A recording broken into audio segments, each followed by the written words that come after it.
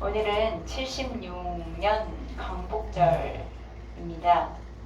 76주년 광복절 맞이해서 교회는 나라를 위해서 기도해야 하는데요. 첫째는 우리가 기도해야 될 것은 이 나라가 남북이 분단된 지 이제 70년이 넘었습니다.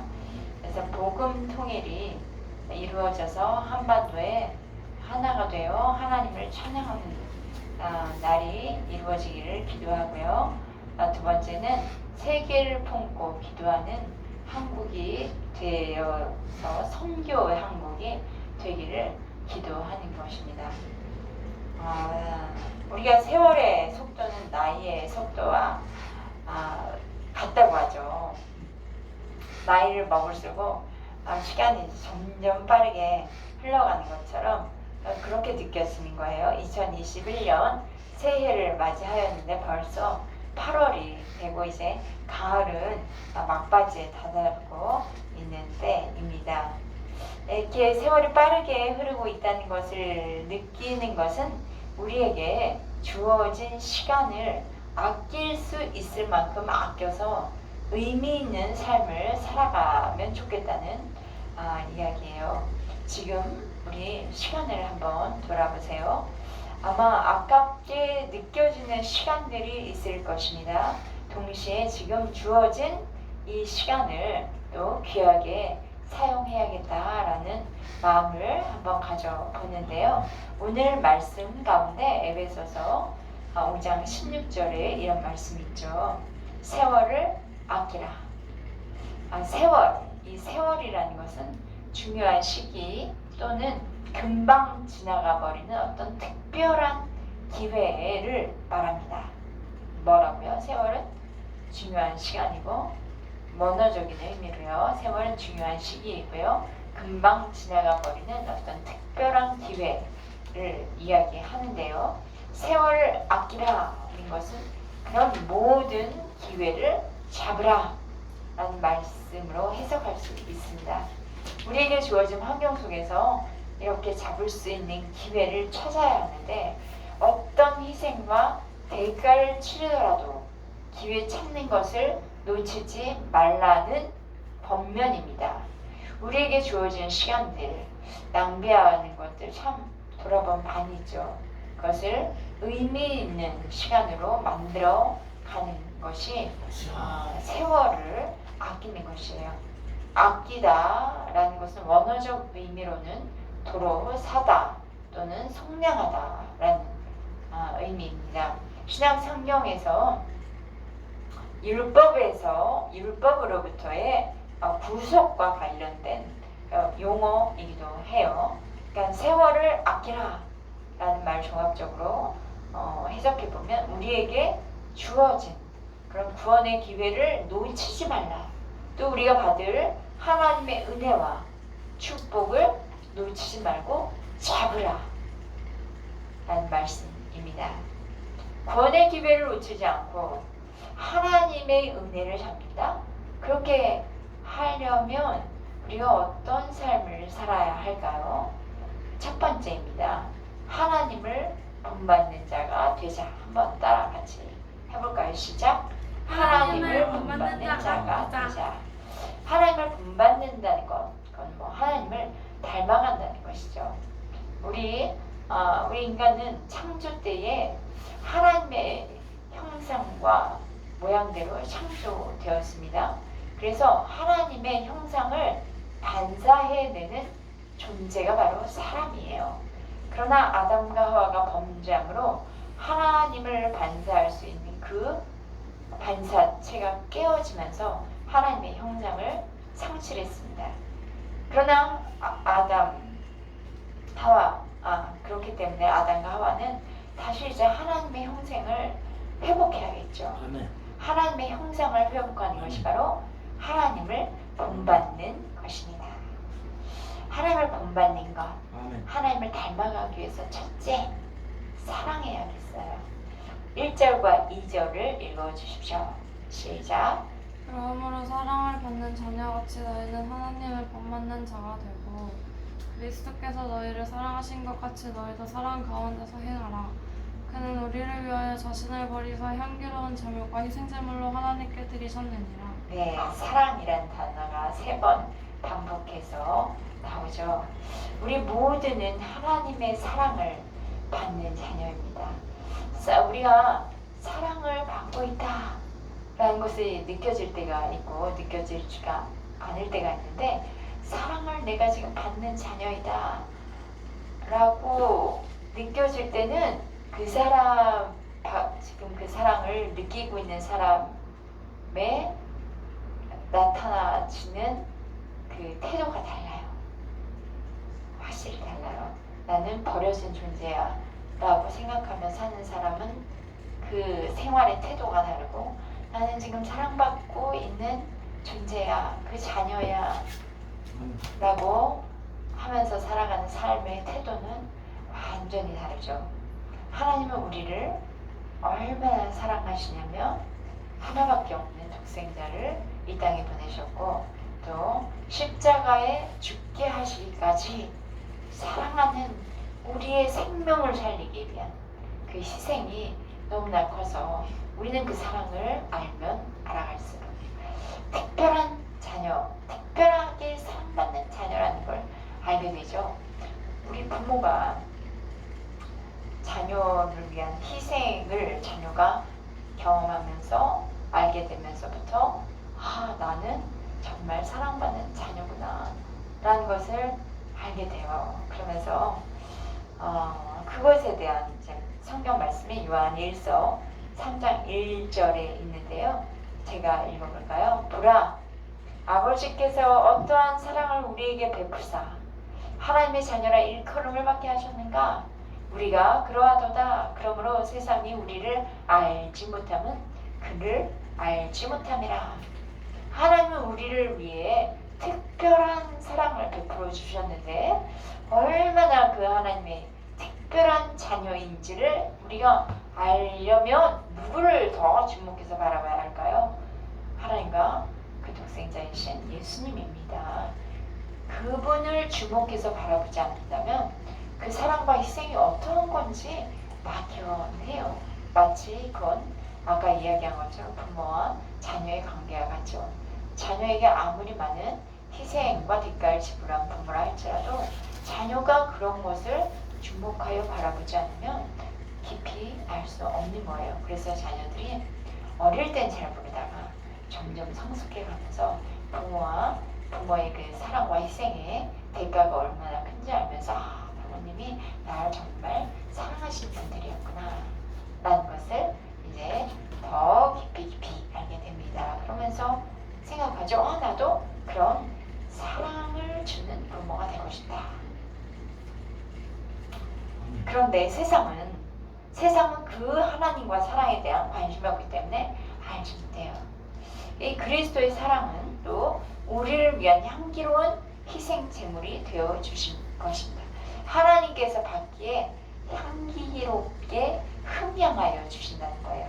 그리고 또 그 예수님 그리스도의 사랑은 나의 생명을 위해 버려지는 고귀한 희생입니다. 그러니 우리는 그 사랑을 받을 때 최고의 선물을 받는 것이죠. 이 성자 하나님의 특별한 사랑, 또 예수님의 그 고결한 희생의 제물 대신 또 성령의 사랑으로 우리는 지금 이렇게 하나님의 자녀로 살고 있습니다. 그리고 그 사랑을 더 깊이 경험하며 누리며 살아가는, 그렇게 하면서 사랑 가운데 이제 행하는 자녀들이 되어야 합니다. 사랑 가운데 행한다는 말은 사랑을 어떻게 하는 걸까요? 나도 그런 사랑을 실천하는 거예요. 성부 하나님의 사랑, 성자 예수님의 사랑, 성령님의 사랑 안에 우리가 이제 이웃들 간에 가족 간에 서로 그 사랑을 실천하면 우리 안에 하나님의 형상이 회복되어지겠죠. 하나님을 본받는 성도, 하나님의 형상을 반사하는 성도는 사랑을 실천하는 사람들이면서 다음번에 감사하는 말을 합니다. 그 사람의 입에서 어떤 말이 나오는가가 매우 중요하다는 건데 3절과 4절 읽어주시겠습니다. 은행과 온갖 더러운 것과 탐욕은 너희 중에서 그 이름조차 부르지 말라. 이는 성도에게 마땅한 바니라. 추함과 어리석은 말이나 희롱의 말이 마땅치 아니하니 오히려 감사하는 말을 하라. 네, 그 하나님의 본받는 성도로 살기 위해선 음행, 온갖 더러운 것, 탐욕, 이름음조차 그 입에 담지 말라. 5절의 누추하고 어리석은 말은 우리가 현재 사용하는 표현대로 한다면 군소리라고 말할 수 있고요. 희롱의 말은 상스러운 농담이나 사람들을 독하게 비난하는 말입니다.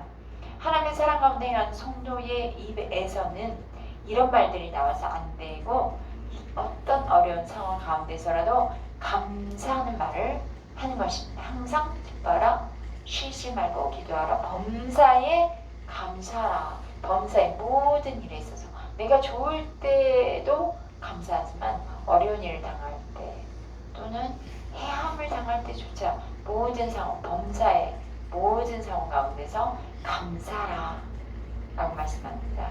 이미 그리스도 안에서 이 하나님의 은혜를 경험한 그런 사람들의 입에서는 하나님을 향한, 그리고 감사라는 것이 누굴 향한 것이냐면 하나님을 향한 감사예요.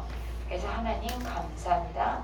하나님 감사합니다. 이 감사의 마음이 항상 흘러 넘치는 사람은 하나님의 형상으로 지금 회복되어진 사람입니다. 그러니까 우리에게 이러한 어려운 순간이 온다 할지라도 항상 감사의 말을 해야겠습니다.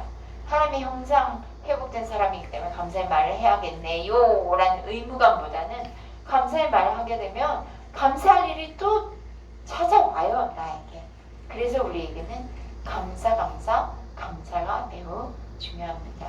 오늘부터 저와 여러분은 내 입술에서 무슨 말이 주로 나오는지를 좀 생각하면서 사용하면 더 좋겠죠. 그래서 어떤 순간에도 감사합니다가 요 어느 정도 정말 습관화되어서 늘 감사할 때 풍성한 삶을 살게 되실 것입니다. 우리가 하나님의 본받는 성도로는 또 아까 사랑하는 삶, 사랑을 실천하는 삶, 또 뭐라 그랬죠? 감사한 말, 그리고 다음으로는 불순종의 아들들과 함께하지 않는 삶입니다. 그 에녹에 대해서 기억하시나요? 에녹은 어떤 삶을 살았죠? 에녹은 하나님과 동행하는 삶을 네, 살았습니다. 불순종의 아들들과 동행하는 삶이 아니라 하나님과 동행하는 삶. 그럼 하나님의 아들들과도 동행하는 삶을 살았겠죠. 5절, 6절, 7절 읽어주시겠습니다. 너희도 이 정녕 이것을 알거니와 음행하는 자나 더러운 탐하는 자 곧 우상 숭배자는 다 그리스도와 하나님 나라에서 기업을 얻지 못하리니 누구든 젖된 말로 너희를 속이지 못하게 하라. 이로 말미암아 하나님의 진노가 불순종의 아들들에게 임하나니 그러므로 그들과 함께하는 자가 되지 말라. 네, 음행한 자, 더러운 자, 탐하는 자, 우상숭배자, 속인 자는 하나님의 진노를 받게 되는 불순종의 아들입니다. 이런 사람들은 하나님 나라의 기업을 우리 믿는 자들과 함께 얻지를 못합니다. 그들과 함께하지 않는다라는 말은 거룩을 상실했다라는 말이에요. 그들은 거룩을 상실한 사람들이기 때문에 하나님의 형상을 본받는 자들은 거룩한 길을 걸어간 사람들인데 함께할 수가 없죠. 하나님께 순결하다고 할 수가 없다는 거예요. 거룩이란 말은 구별되다, 섞이면 안 된다는 것입니다. 악한 세상에서 이 세월을 아끼는 것은 우리에게 하나님께서 주신 구원과 은혜의 기회를 잡는 것이라고 했어요. 그러니까 하나님을 본받는 자녀가 되는 것이라고 했죠. 저와 여러분이 마지막 때에, 지금 우리는 마지막 때를 살고 있어요. 악한 때를 살고 있습니다. 그때 세월을 아끼는 자로 살기를 바라요. 하나님을 본받는 자녀라고 하나님으로부터 또 사람들로부터 인정과 칭찬을 받는 저와 여러분 되기를 축복합니다. 두 번째입니다. 빛의 자녀처럼 행하라. 따라해 볼까요? 빛의 자녀처럼 행하자. 한 번 더요. 시작. 빛의 자녀처럼 행하라. 네, 우리 첫 번째는 뭐였죠? 하나님을 본받는 자가 되자. 두 번째는 빛의 자녀처럼 행하자. 생활 아끼는 것, 그 구원의 은혜의 기회를 놓치지 않고 잡는 것이라고 했는데, 그러기 위해서 해야 할 두 번째, 빛의 자녀처럼 행하는 것. 빛의 자녀처럼 행한다고 해서 나는 빛의 자녀처럼 자기를 포장하는 것은 아니겠죠. 네, 하나님은 빛이십니다.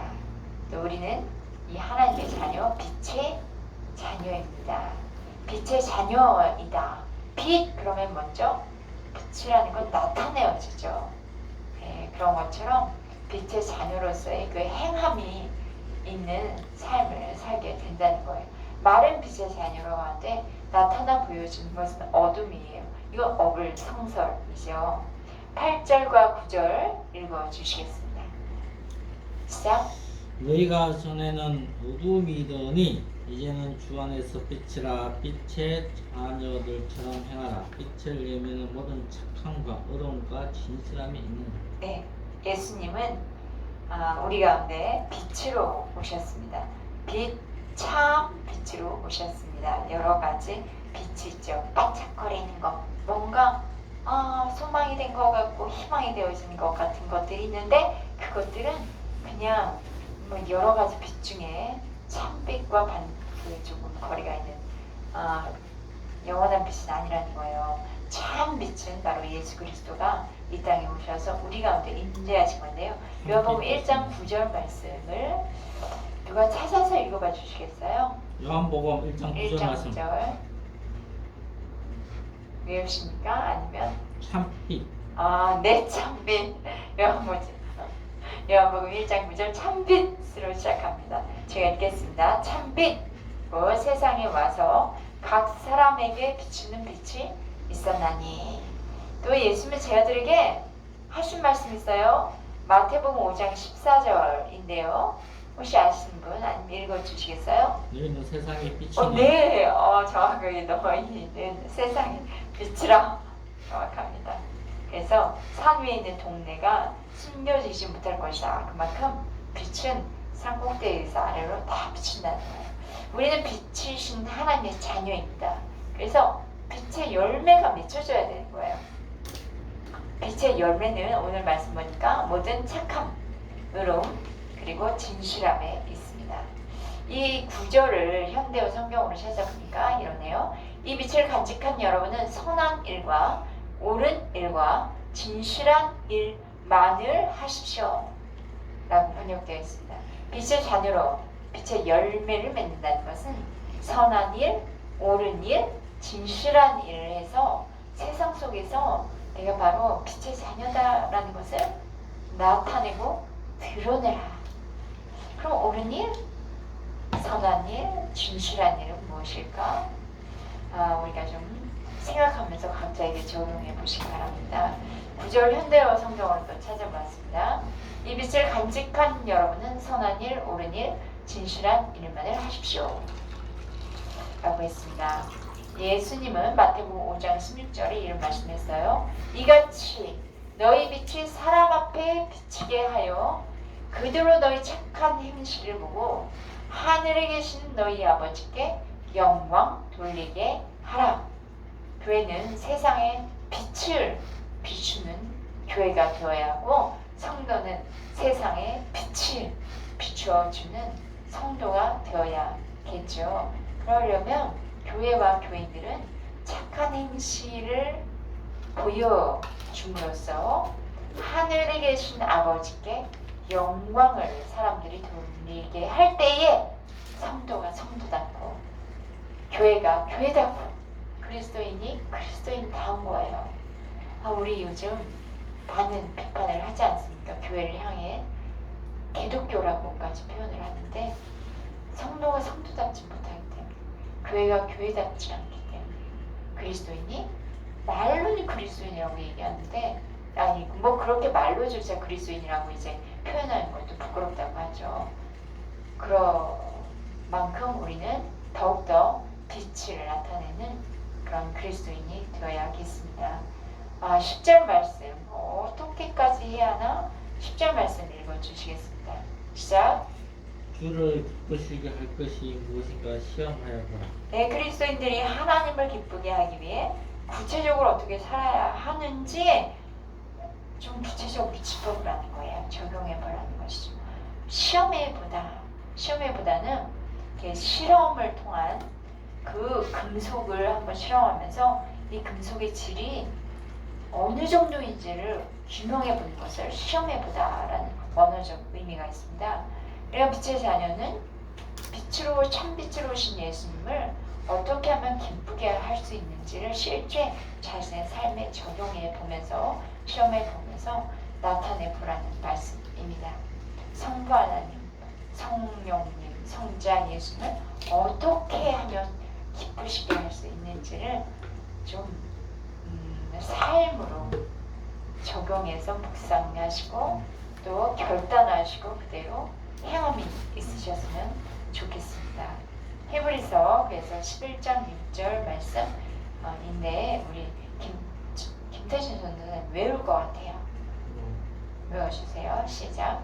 믿음이 없이는 믿음이 없이는 하나님을 기쁘시게 할 수 없나니 하나님께 나아간 자는 그가 반드시 계신 것과 상 주시는 그가 자기 찾는 자들에게 상 주시는 이심을 믿어야 할 것이다.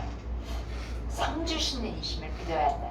그러니까 시험해야 본다는 것은 내가 하나님을 한번 기쁘시게 해보세요. 그리고 하나님이 내게 어떤 상을 주시는지 그것도 관찰해 보세요. 실제로 그럴 때 하나님께서 예를 들면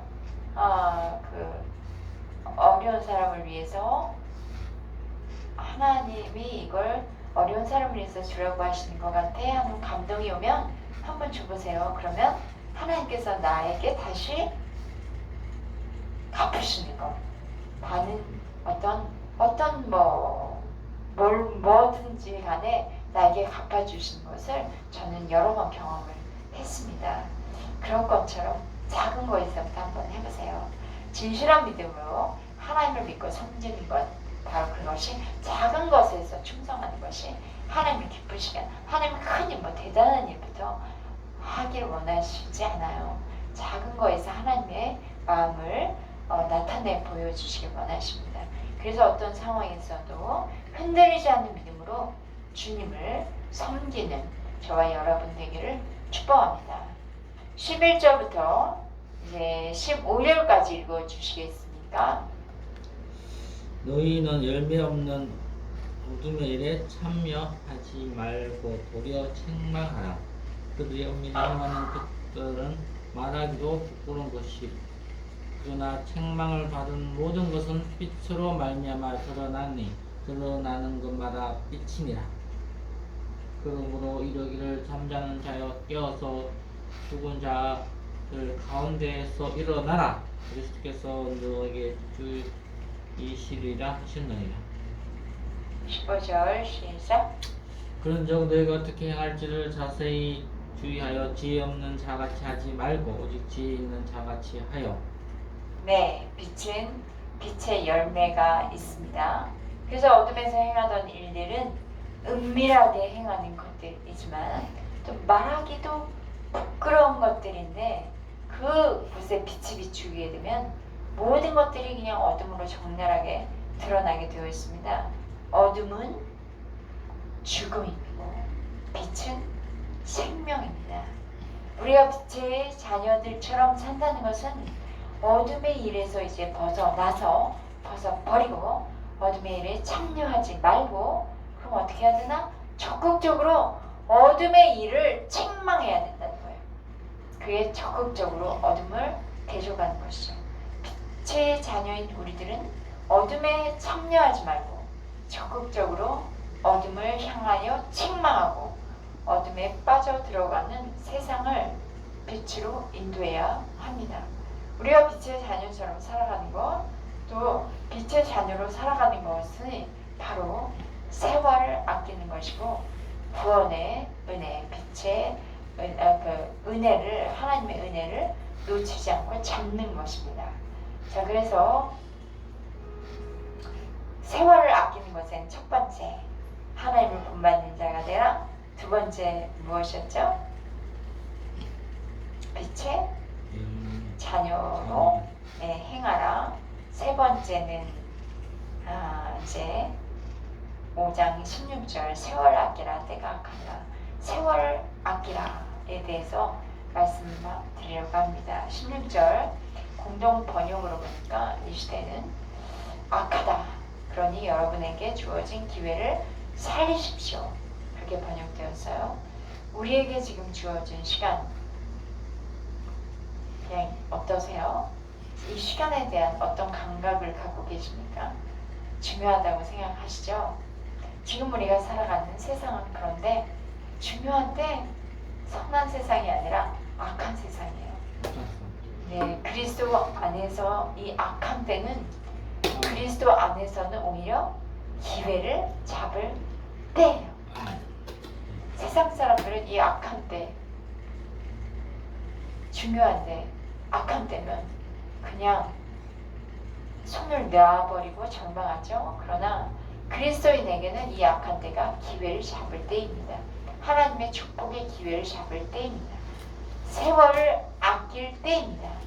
이때 악한 때라고 우왕좌왕할 것 아니에요. 세상 사람들 악한 때, 이 코로나 때문에 다들 우왕좌왕해요. 그러나 우리 그리스도인은 이 코로나19의 시기라고 해도 세월을 아끼며 무엇인가를 기회를 하나님의 은혜의 기회를 잡을 때예요. 그렇기 때문에 이 세월을 아껴야 한다고 해서 또 어쩔 수 있어. 조바심을 내면서 뭔가 이제 막 잡아야 되지 않나, 막 해야 되지 않나, 그럴 수 있어요. 막 마음이 급해서. 그런데 17절 한번 읽어볼까요? 우리 예부모니가 읽어줄까요? 시작. 그러므로 어리석은 자가 되지 말고 오직 주의 뜻이 무엇인가에 하라. 네, 어리석은 자가 되지 말라는 것은 15절의 한 말과 동일한 그런 의미가 담겨 있는데요. 지혜 없는 자가 되지 말라는 것과 같은 용어입니다. 그래서 지혜 없는 자는 꼭 알고 행해야 할 지극히 중요한 일들에 대해서 진지하게 생각하지 않는 것입니다. 어리석은 자는 분별력이 없어요. 그러니까 세월을 아끼고 기회를 잡기 위해서는 분별할 수 있는 능력이 필요합니다. 그것은 하나님, 성령님이 주시는 그 분별력이에요. 하나님이 무엇을 원하는지 모르고 자기 멋대로 살아가다가는 결국 세월을 낭비하게 되고 기회를 잃게 됩니다. 분별력 없이 행하는 사람, 이 사람을 바로 또 자기 생각 따라 사는 사람들이라고 할 수 있어요. 세월 아끼고 기회 잡는 사람은 주님의 뜻이 무엇인지를 이해하고 알고 따르려고 힘쓰고 노력하는 사람입니다. 그냥 이렇게 있으면 주님의 뜻이 알려주겠지? 그렇지 않습니다. 무엇인가 알기 위해서 노력을 해야 하는데 기도하고 말씀을 묵상하는 것입니다. 기도를 게을리하고 말씀 묵상하지 않으면 주님의 뜻을 도통 우리 인간 피조물이 어찌 알 수 있겠습니까? 하나님의 뜻이 내 뜻과 다르다고 여겨질 때 보통 어떻게 하나요? 하나님의 뜻 무시, 내 뜻 주장, 그렇게 되죠. 근데 하나님의 뜻은 어떠냐? 우리를 망하게 하고 넘어지고 쓰러뜨리는 것이 결코 아닙니다. 우리를 구원하고 생명을 주시는 것을 잊지 마시기 바랍니다. 하나님의 뜻은 내 뜻과 달라요. 예레미야서 29장 11절에 이런 말씀이 있어요. 여호와의 말씀이니라 너희를 향한 나의 생각을 내가 아나니 평안이요 재앙이 아니라 너희에게 미래와 희망을 주는 것이라. 하나님의 뜻은 우리를 결코 망하거나 재앙으로 몰고 가는 것이 아니라 미래와 희망을 주는 것입니다. 그런데 내 뜻이 미래와 희망을 주는 것 같고 그것과 반하는, 그것과 전혀 다른 하나님의 뜻은 마치 나를 망하게 하는 거 아니야? 막 두려워요. 그런 현상이 우리가 가끔 나타나기도 하거든요. 그럴 때 예레미야 29장 11절 말씀 묵상하면 좋겠습니다. 또 18절 말씀 읽어주겠습니다. 술 취하지 말라 이는 방탕한 것이니 오직 성령으로 충만함을 받아. 네, 이 하나님의 뜻을 아는 것은 오직 성령으로 충만함을 받아야 하는 것이에요. 술 취하는 문제는 불신자의 세계에 있어서 아주 일반적인 거죠. 초대교회에서도 아주 심각한 문제였다고 해요. 오늘도 그래요. 사람마다 사는 곳, 시내가 변한다 해도 그 속성은 다 비슷한 거, 다 동일한 것 같습니다. 술 취함은 그 술 취하는 것 자체만 문제가 있는 것이 아니라 생활이 아주 무절제하게 하고 방탕하게 되는 것이 문제가 있어요. 여기서 술 드셔본 적 있죠? 저도 과거에 술 먹어본 적 있어요. 술 먹게 되면 그 다음날은 반드시 무너집니다. 경험해 보신 사람들은 다 아실 거예요. 그 술 취함의 현상을 잘 나타내주는 동요가 있어요. 어디 있냐면 탕자의 비유 아시나요? 누가복음 15장. 허랑방탕한 탕자. 이 허랑방탕한 생활과 원어가 동일하다고 합니다. 그리스도인들이 세상에서 지혜로운 자로서 생활하려면 술 취함으로 인한 방탕한 생활을 금해야 합니다. 그 대신에 술 취할 만큼 성령의 충만함을 받아 보시기 바랍니다. 새로운 일이 일어날 거예요. 새로운 비전이 생길 거예요. 새로운 역사가 시작될 거예요. 충만이란 말은 차고 넘치도록 채워지는 것이에요. 채워지되 더 흘러 넘치는 것입니다. 저와 여러분이 성령 충만한 그리스도인으로 성령의 이끌림 받으며 살길 바랍니다. 성령 충만한 그리스도인이 되어서 성령의 돕는 은혜로 세월을 아끼고 기회 잡을 수 있기를 바랍니다. 마지막으로 세월을 아끼는 삶에는 찬송이 빠지지 않아요. 19, 20, 21절 읽어주시겠습니다. 시와 찬송과 신령한 노래들로 서로 화답하며 너희의 마음으로 주께 노래하며 찬송하며 봉사의 우리 주 예수 그리스도의 이름으로 항상 아버지 하나님께 감사하며 그리스도를 경외함으로 피차 복종하라. 네, 시와 찬송, 신령한 노래, 이거 다 우리가 오늘 예배할 때도 불렀던 그 찬송이죠. 우리가 성령 충만함을 받아 시와 찬송과 노래를 하나님께 올리며 하나님의 영과 진리로 예배할 때 얼마나 행복한가요? 행복하시죠? 아멘. 네. 정규 예배 시간뿐만 아니라 이 찬송의 삶은 우리의 삶 가운데 늘 있어야겠습니다. 늘 우리의 마음으로부터 입으로부터 흘러나와야겠습니다. 코로나19로 예배 때 제대로 찬양하기가 쉽지는 않죠. 진심으로 그러나 하나님을 찬양하는 예배가 되어서 삶에도 순간순간마다 하나님을 찬양하며 사는 저와 여러분 되길 바랍니다. 우리 찬양의 결론은 감사의 노래라는 거예요. 이 찬양의 끝은 꼭 하나님께 감사 노래로 끝납니다.